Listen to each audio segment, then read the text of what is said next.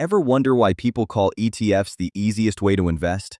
Yet nobody explains the one mistake that quietly costs beginners money?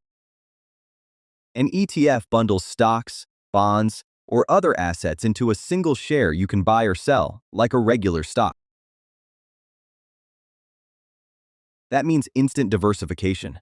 One purchase gives you a slice of dozens, sometimes hundreds of different companies at once.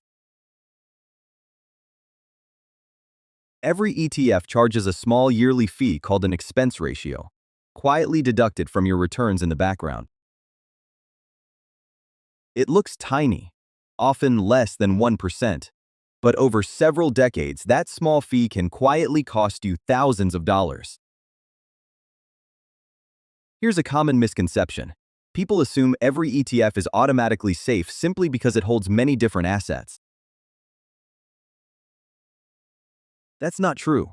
Leveraged and sector-specific ETFs can swing just as wildly, or even more wildly, than individual stocks. IMFK scene. ETFs are also generally more tax efficient than mutual funds, thanks to how their shares get created and redeemed.